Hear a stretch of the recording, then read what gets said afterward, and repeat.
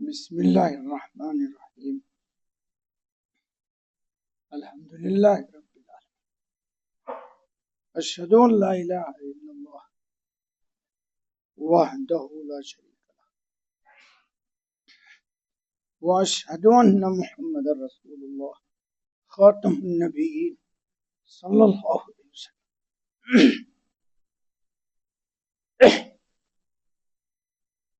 الله الذي لا إله إلا هو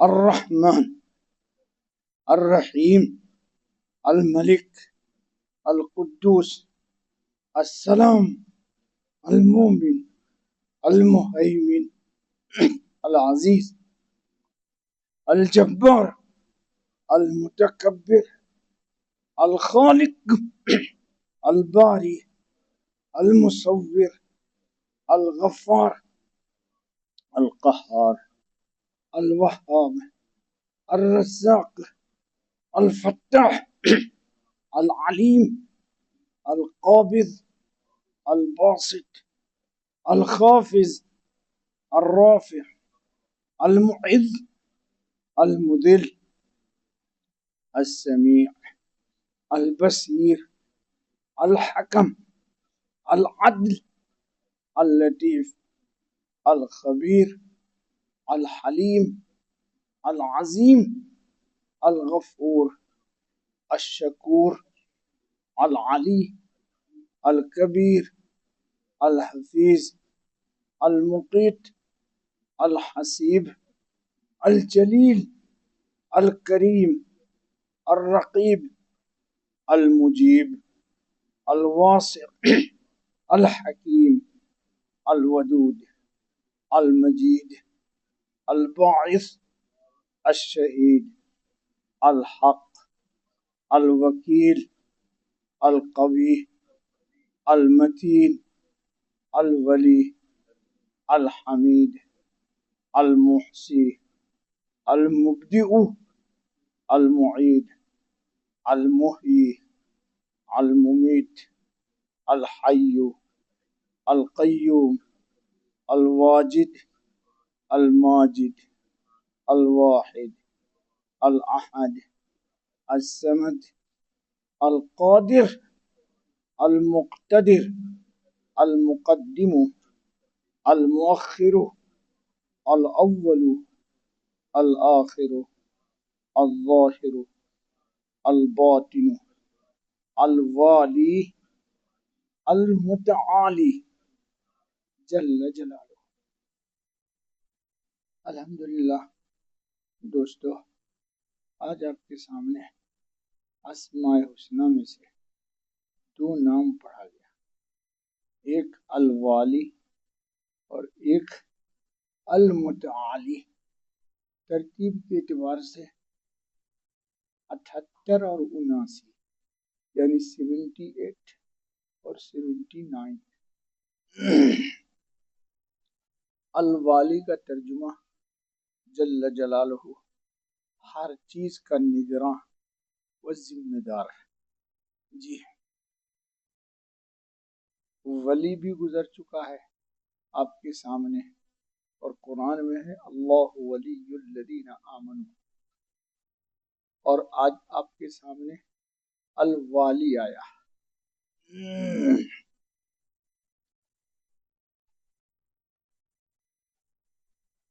دیکھیے، بنیادی طور پر ہم جب اللہ کو اپنا رب مانتے ہیں، اور یقیناً مانتے ہیں، اور ہم اس بات پر اللہ کی حمد ہی کرتے ہیں، اور اللہ نے ہی کہا ہے کہ حمد کرو الحمدللہ رب العالمین، تو ہم الحمدللہ اللہ کے ربوبیت پر حمد بھی کرتے ہیں. تو جب وہ ہمارا رب ہے تو اس نے ہم کو پیدا کیا، تو مادر شکم میں بھی اس نے ہماری ساخت، یہ جسم کی شکل، صورت، شباہت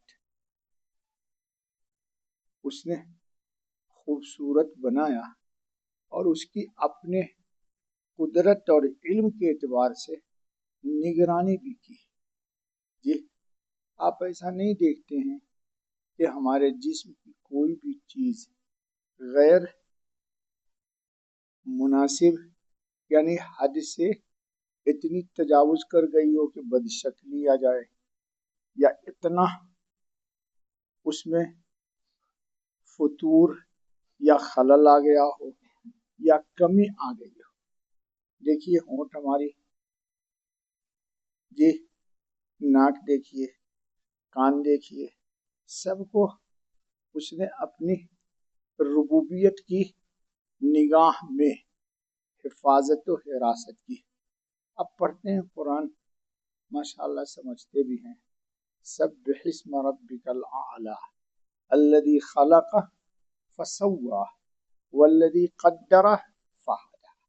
ہر چیز کو اس نے مناسب اعتدال کے ساتھ اپنی نگرانی میں بنایا، پیدا کیا، اور اس کی حفاظت بھی وہ کرتا ہے۔ اور جسم کی دو طرح کی ساخت ہے آپ کی، کچھ چیزیں ہیں جو ہر روز بڑھتی ہیں اور کچھ چیزیں ہیں جو اعتدال کے ساتھ تھوڑی بڑھتی بھی ہے لیکن ایک لمٹ پہ آ کے رک جاتی ہے۔ مثلا دانت ہمارے زبان منہ میں ہے، نکلا اور نکلتا ہی نہیں رہا، وہ ایک لمٹ پہ آ کے اللہ نے اس کو روک دیا، ورنہ آپ کا دانت اگر بڑھتا ہی رہے تو منہ یوں ہوتا ہوتا شیر کی طرح یوں ہو جائے گا، بد شکل ہو جائیے گا۔ جی بال انسان کا بڑھتا ہے، جی ناخن بھی انسان کا بڑھتا ہے۔ اور دیکھیے اللہ کی کمال قدرت کہ ناخن کا دو حصہ ہے، ایک حصہ ہے جو آپ کے جسم سے لگا ہوا ہے، اس میں خون دوڑتا ہے، اس میں حیات ہے، اور ناخن کا وہ حصہ جو جسم سے جدا ہوتا ہے، جس کو آپ کاٹ دیتے ہیں تو اس کی حیات وہ روک دیتا ہے۔ یہ اس کے قدرت کی دلیل ہے، یہ اس کی نگرانی ہے، یہ اس کی، ورنہ اگر خون جاری رہے ناخن میں جیسے یہاں پر ہے تو آپ ناخن نہیں کاٹ سکتے، اس میں سے خون نکل جائے گا۔ تو انگ انگ میں والی رب العزت نے اپنی قدرت کا کرشمہ دکھلایا اور اپنے وجود کی دلیل آپ کو عطا کی۔ آگے چلیے، اس کی تعریف کیا ہے؟ الوالی هو المالک للاشیاء والمتولی لہا۔ الوالی جل جلالہ ذات ہے جو تمام اشیاء کا مالک اور ان کا نگراں ہے۔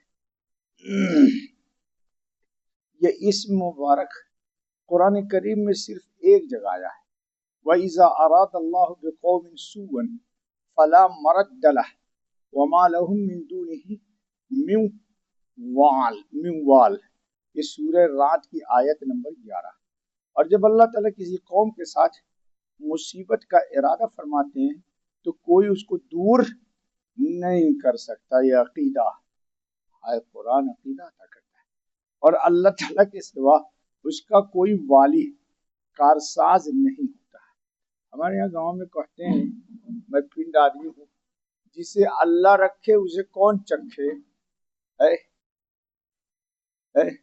وزن ہی اس کا بھاری ہے، خدا ہو جس کے پلے میں، اور جس کا کوئی مددگار نہیں، اس کا کون مددگار ہو سکتا ہے؟ زمین و آسمان اور اس کے درمیان چلنے والا سارا نظام اللہ کے قبضے قدرت میں ہے، اور اس کی نگرانی اور حفاظت اسی کے ذمہ ہے۔ وہ ایسا والی ہے کہ کوئی پتا بھی اس کے حکم اور اشارے کے بغیر نہیں ہل سکتا۔ وہ ایسا ذمہ دار ہے کہ حساب و کتاب، سزا و جزا کا ذمہ اسی کے سپرد ہے۔ ایسا والی ہے جو دن کو رات میں اور رات کو دن میں بدلتا ہے، اس کے نظام میں کبھی بھی گڑبڑ نہیں ہوتی۔ جو شخص اس والی جل جلالہ پر بھروسہ کرے تو وہ ذات اس کی تمام مجبوریاں اور پریشانیاں حل فرما دیتی ہے۔ جی اب سنیے ایک واقعہ، جب کوئی مشکل پیش آئے تو میرے مولا سے کہہ دینا۔ یہ سنیے، حضرت زبیر نام سنا ہوگا آپ نے، صحابی ہیں رضی اللہ تعالیٰ عنہ۔ جی ایک لڑائی میں شریک تھے۔ ایک دن اپنے بیٹے عبداللہ ابن زبیر کو وصیت فرمائی کہ میرا خیال یہ ہے کہ آج میں شہید ہو جاؤں گا۔ آج میں پہلے ہی کہہ دیا، ہم ہوتے آپ ہوتے نا، کہتے یار ہمارا تھوڑی طبیعت صحیح نہیں، میں تھوڑا امام صاحب جاتا ہوں، ہے نا؟ کیسے لوگ ہیں، پتہ چل گیا شہید ہے، اب بیٹا کو کیا وصیت کرتے سن، تم میرا قرضہ ادا کر دینا اور فلاں فلاں کام کرنا۔ یہ وصیتیں کر کے اسی دن شہید ہو گئے۔ صاحب زادے نے جب قرضہ کا حساب کیا تو اس زمانے میں 22 لاکھ درہم تھے، آج کا تو 2200 کروڑ ہوگا شاید۔ یہ قرضہ بھی اس طرح ہوا تھا کہ امانت دار بہت مشہور تھے، لوگ اپنی اپنی امانتیں بہت کثرت سے ان کے پاس رکھتے ہیں۔ یہ فرما دیتے کہ رکھنے کی جگہ تو میرے پاس نہیں، یہ رقم قرض ہے، جب تمہیں ضرورت ہو لے لینا۔ یہ کہہ کر اس قرض کی رقم کو صدقہ کر دیتے اور یہ بھی وصیت کی۔ آپ ہوتے نا تو کہتے یار لا یکلف اللہ نفسا الا وسعها، یہ آیت سب کو یاد ہے، قرآن کا یہی آیت آپ لوگ استعمال کریں۔ دیکھو ایمان بولتے ہیں ایسے، سنو، یا بنیا، بیٹے سے کہا، ان عجزت عن شیء منہ فاستعن علیہ مولایا، اے بیٹا جب کوئی مشکل پیش آئے یعنی قرض کی ادائیگی میں تو میرے مولا سے کہہ دینا۔ عبداللہ ابن زبیر رضی اللہ تعالیٰ عنہ کہتے ہیں کہ میں مولا کو نہ سمجھا، میں نے پوچھا آپ کے مولا کون ہیں؟ عربی میں مولا بولتے ہیں ایک آدمی ایک غلام کو آزاد کر دے، اس کو مولا بولتے ہیں۔ جی سنو، فرمایا اللہ تعالیٰ میرا مولا ہے۔ اب سنو قرض کیسے ادا ہوتا ہے۔ چنانچہ حضرت عبداللہ رضی اللہ عنہ نے تمام قرضہ ادا کر دیا۔ کہتے ہیں کہ جب کوئی وقت پیش قرض کی ادائیگی کا آتا تو میں یہ کہتا، یا مولا الزبیر اقض عنہ دینہ فیقضی، اے زبیر کے مولا زبیر کا فلاں قرضہ ادا کر دیجیے۔ اس دعا کے بعد اللہ تعالیٰ قرض ادا کرنے کی اسباب و صورت پیدا فرما دیتے۔ حضرت عبداللہ ابن زبیر کہتے ہیں کہ میں نے ایک دفعہ عبداللہ ابن جعفر رضی اللہ عنہ سے کہا، میرے والد کے قرضہ کی فہرست میں تمہارے ذمے 10 لاکھ درہم لکھے ہیں۔ کہنے لگے جب چاہو لے لو۔ اس کے بعد معلوم ہوا کہ مجھ سے غلطی ہوئی، انہی کا تھا ان کے ذمے۔ میں دوبارہ گیا، میں نے کہا وہ تو تمہارے ان کے ذمے ہیں۔ کہنے لگے میں نے معاف کر دیے۔ میں نے کہا میں معاف کرانے نہیں آیا۔ کہنے لگے جب تمہیں سہولت ہو دے دینا۔ میں نے کہا اس کے بدلے میں زمین لے لو، غنیمت کے مال میں بہت سی زمین آئی ہوئی۔ عبداللہ ابن جعفر رضی اللہ عنہ نے کہا اچھا۔ میں نے ایک زمین ان کو دی جو معمولی حیثیت کی تھی، یعنی پیسہ تو بہت تھا اور زمین اتنے کی نہیں تھی، پانی وغیرہ اس میں نہیں تھا۔ انہوں نے فوراً قبول کر لی۔ پہلے لوگ اللہ والے لوگ تھے، آپ کے جیسے نہیں تھے، آپ کے جیسے MBA پڑھ کے جھوٹ بول کر کے دل سیاہ کیا ہوا ہے۔ بہت شارپ، بہت ہی شارپ سیلس مین ہے، اور دل اس کا بالکل کالا بھالو ہے۔ اور غلام سے کہا اس زمین میں مصلی بچھا دے۔ اس نے مصلی بچھا دیا۔ وہ 2 رکعت نماز وہاں پڑھی اور بہت دیر تک سجدہ میں پڑے رہے۔ نماز سے فارغ ہو کر غلام سے کہا اس جگہ کو کھودو۔ میں نے کھودنا شروع کیا، ایک پانی کا چشمہ نکل آیا اور ابلنے لگا، اور زمین لاکھوں کی ہو گئی۔ یہ تھے صحابہ، یہ تھا ان کا ایمان۔ ہم لوگوں کی نہیں تھے. اللہ تعالیٰ ہم سب کو خیر کی دل میں طلب عطا فرمائے. سنو ایک دعا ہے جی، الوالی جل جلالہ کے فیصلوں پر راضی رہنے کی دعا جی. اللہم مرضنی بقضائک، اے اللہ اپنے فیصلے پر مجھ کو راضی کر دے. وبارک لی فیما قدر علی، اور جو میرے لیے مقدر ہو چکا ہے اس میں مجھے برکت عطا فرما. لوگوں کو قناعت نہیں ہے، دیکھو ان میں قناعت مانگی. حتی لا احب تعجیل ما اخر ولا تاخیر ما عجلت، تاکہ جو چیز تو نے مؤخر فرما دی ہے اس کی جلدی نہ کرو، اور جس چیز کی تو نے فی الحال مقدر کر دیا ہے اس کی تاخیر کی تمنا نہ کروں. یعنی اللہ کی رضا سے راضی رہو. نظر بد دور کرنے کے لیے الوالی سے دعا مانگے. سنو ایک مرتبہ جبریل علیہ السلام حضرت خاتم النبی صلی اللہ علیہ وسلم کے پاس تشریف لائے. حضرت خاتم النبی صلی اللہ علیہ وسلم اس وقت غم زدہ تھے. سبب پوچھا تو آقا مولا صلی اللہ علیہ وسلم نے فرمایا حسن اور حسین رضی اللہ عنہما کو نظر لگ گئی ہے. جبریل علیہ السلام نے فرمایا یہ سچائی کے قابل چیز ہے، یعنی نظر واقعی لگتی ہے. حدیث میں ہے کہ نظر حق ہے، العین حق جی، انسان کو قبر میں پہنچاتی ہے، اونٹ کو ہڈیا میں لے جاتی ہے. آپ نے یہ کلمات پڑھ کر انہیں پناہ میں کیوں نہیں دیا؟ جبرائیل نے یہ سکھایا دعا.